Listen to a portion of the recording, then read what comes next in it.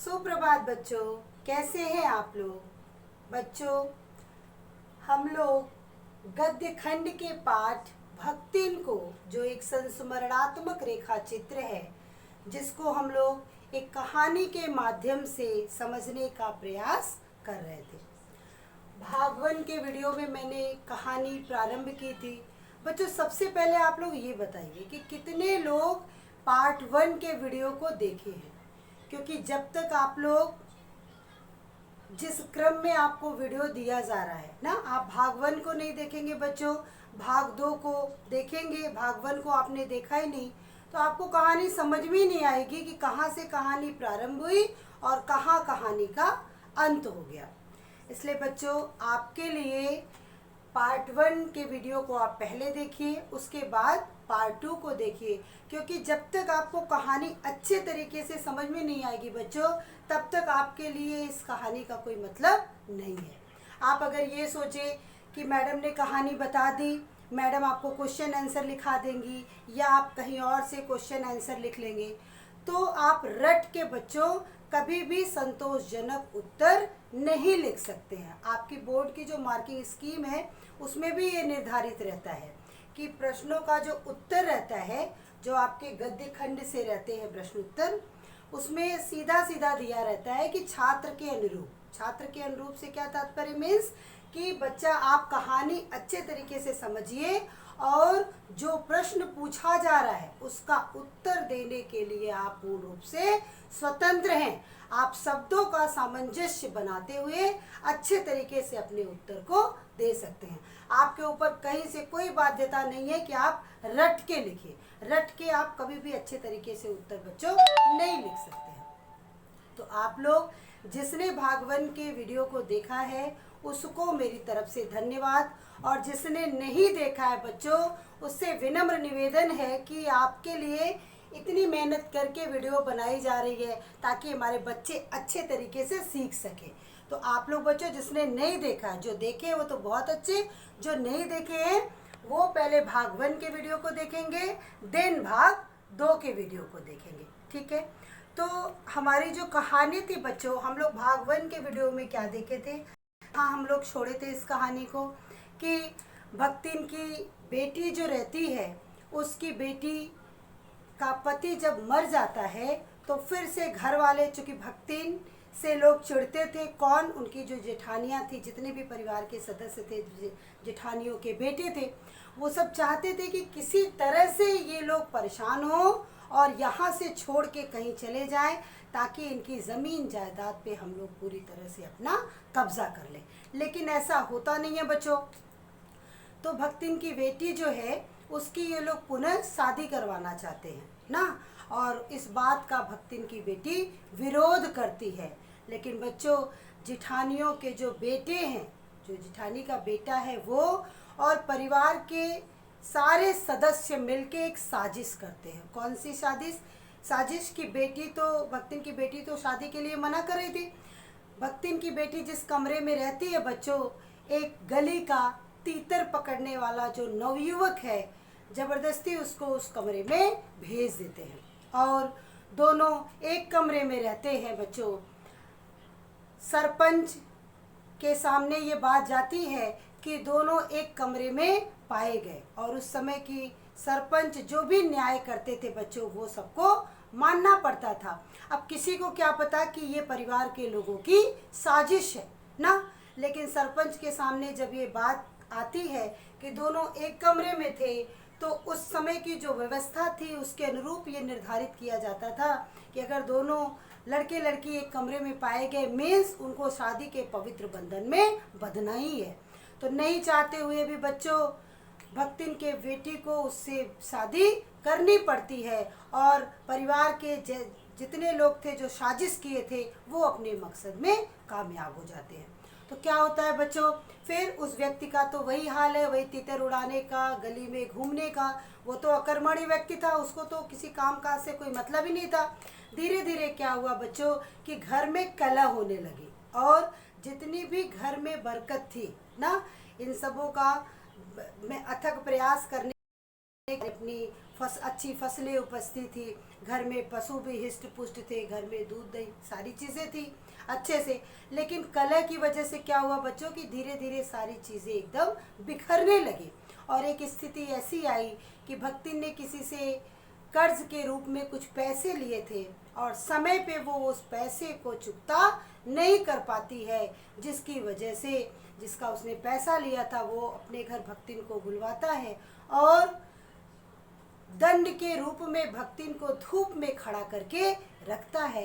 भक्तिन, चूंकि बच्चों पहले भागवन के वीडियो में मैं आपको बता चुकी हूँ कि एक स्वाभिमानी कर्तव्यनिष्ठ महिला रहती है, उसको ये बात बहुत बुरी लगती है, उसको उसकी आत्मा को ठेस लगता है कि वो इस तरह से उसे दंडित किया गया।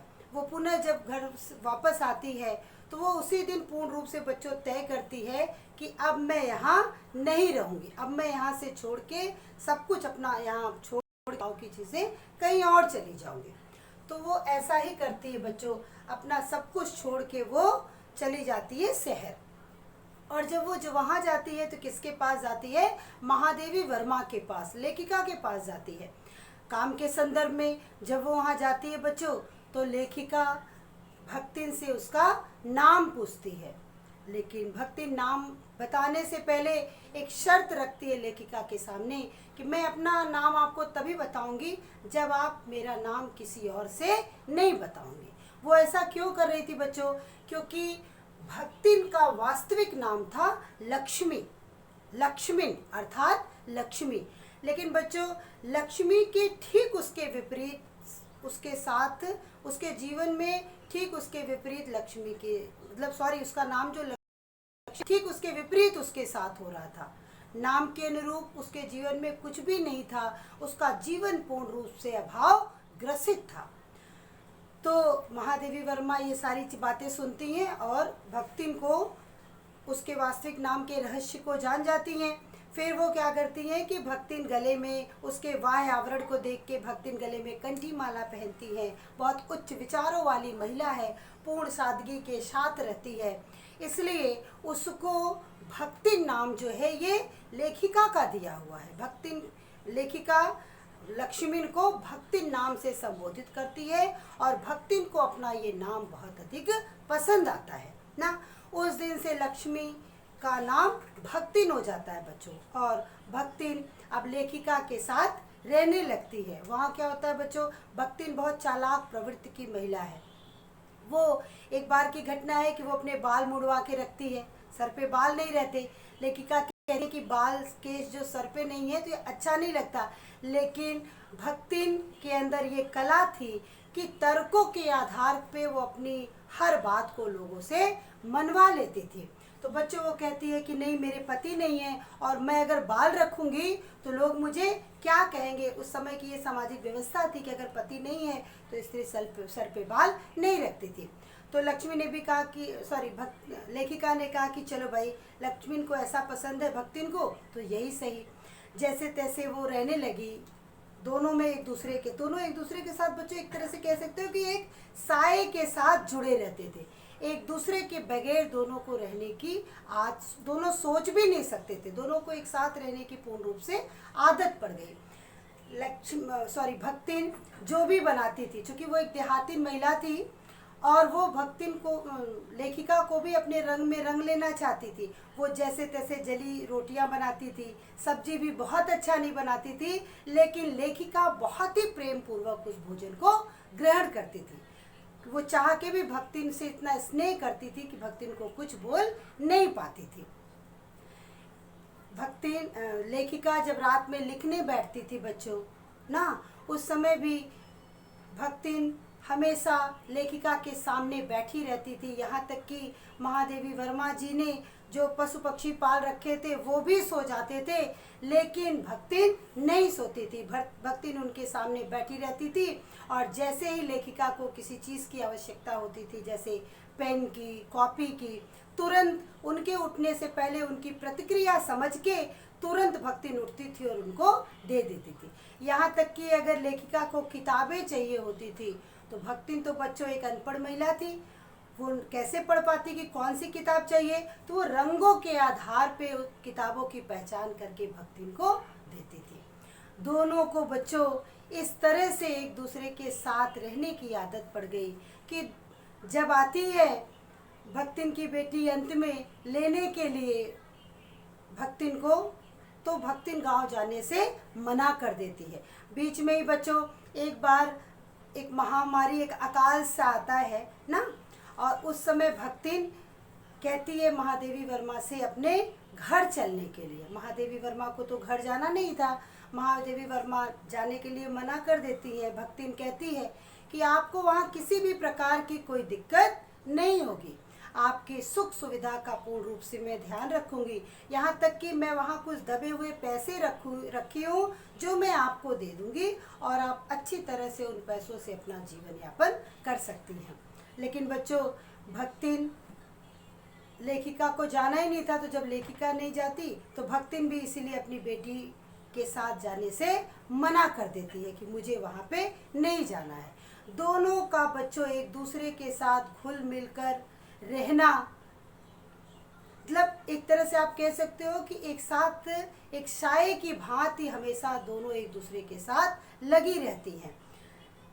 लेखिका से भक्तिन उम्र में बहुत बड़ी है ना, इसीलिए लेखिका भक्तिन को कुछ बोल भी नहीं पाती। और इस कहानी का अंत आप ये कह सकते हो बच्चों कि ये कहानी का अंत भक्तिन की मृत्यु से नहीं होती, लेकिन लेखिका के मन में एक भाव आता है कि अगर भक्तिन मुझसे बड़ी है और भक्तिन को कल को कुछ हो जाता है तो मैं भक्तिन के बगैर कैसे जीवन यापन करूँगी। तो बच्चों ये भाव सोच कर ही लेखिका के हृदय में ये भाव आता है, भक्तिन मर गई